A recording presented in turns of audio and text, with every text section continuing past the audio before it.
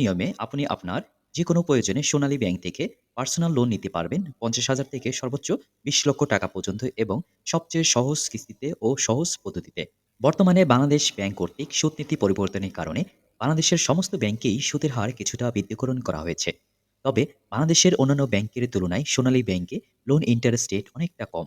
আর সোনালী bank থেকে এই লোনের জন্য আবেদন করলে লোনের টাকা হাতে পেতে সময় লাগবে মাত্র ৫ থেকে ৭ কর্মদিবস।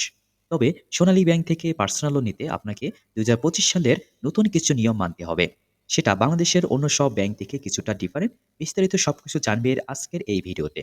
তাই পুরো ভিডিওটি মনোযোগ দিয়ে দেখুন, তবে আপনি সহজে সোনালী ব্যাংক থেকে পার্সোনাল লোন নিতে পারবেন খুবই সহজে। প্রথমেই আসি, এই লোনটি কারা পেতে পারেন। বেতনভোগী ব্যক্তি, অর্থাৎ এখানে যাদের বেতন ২০,০০০, ৩০,০০০, ৫০,০০০, ১ লক্ষ রয়েছে, তারা কিন্তু এই লোনটি পেতে পারবেন। দেন রয়েছে পেশাদার, অর্থাৎ যারা ডাক্তার, প্রকৌশলী, স্থপতি, এফসিএস, সিএ ইত্যাদি পেশাদার রয়েছেন, তারা কিন্তু এই পার্সোনাল লোনটি নিতে পারেন।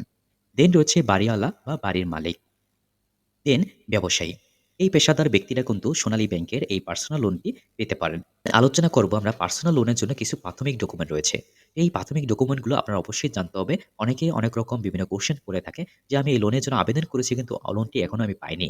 হয়তোবা আপনার কোনো ডকুমেন্ট আপনি রং দিয়েছেন অথবা সঠিকভাবে দেননি। কোনো ডকুমেন্ট আপনি স্কিপ করে গিয়েছেন, যে কোনো আপনি এই লোনটা পাননি। তাহলে চলুন আমরা জেনে নেই কি ডকুমেন্ট লাগবে। আবেদনপত্র, এটা আমরা সকলেই জানি, আবেদনপত্র সঠিকভাবে পূরণ করতে হবে। সঠিক ইনফরমেশন দিতে হবে, যাতে এই লোনটির স্বচ্ছতা আপনি আপনার কাছ থেকে পেতে পারে এবং সহজে তারা কিন্তু আইডেন্টিফাই করতে পারে যে আপনি ইনকাম করছেন, আপনার প্রেজেন্ট অ্যাড্রেস, আপনার ইনফরমেশন তারা সত্যভাবে জানতে পারে। দেন আপনার আপডেট এবং সর্বশেষ ফটো, ২ কপি ফটো লাগবে। দেন আপনার টিন সার্টিফিকেট লাগবে।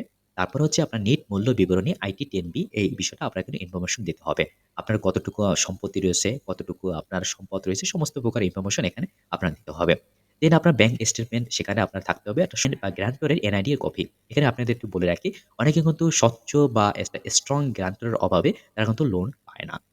সো এই বিষয়ে আপনার কিন্তু অবশ্যই আপনার ফ্যামিলির একজন গ্রান্টার এবং আপনার যে অফিস কলিগ রয়েছে তার একজন গ্রান্টার থাকতে হবে। দেন আর্থিক বিবৃতি, অর্থাৎ আগের বছরে, বর্তমান বছরে, পরবর্তী বছরের একটা টেম্পোরারি একটা ফিউচার একটা প্ল্যানিং প্রেডিকশন অনুযায়ী আপনাকে আর্থিক বিবৃতি আপনার এখানে লাগবে। এখানে আপনাকে আরেকটু বলে রাখি, যারা ট্যাক্স রিটার্ন নিয়মিত জমা দেয়, তারা কিন্তু এই লোনটি খুব সহজেই পেয়ে যাবেন। প্রিয় সম্মানিত সুধী, আপনারা যদি এই ভিডিওর কোনো অংশে না বুঝে থাকেন, তাহলে অবশ্যই কমেন্ট বক্সে আপনারা কমেন্ট করুন। আমি যথাসময়ে সেগুলোর উত্তর দেব। আশা করি আমার ভিডিওটি আপনাদের ভালো লেগেছে। যদি ভালো লেগে থাকে তাহলে আপনার আশেপাশের লোকজনের সাথে শেয়ার করতে ভুলবেন না। আমাদের সাথে থাকুন, সুস্থ থাকুন। দেখা হবে এরকম আরেকটি ইম্পোর্টেন্ট ভিডিওতে। খোদা হাফেজ।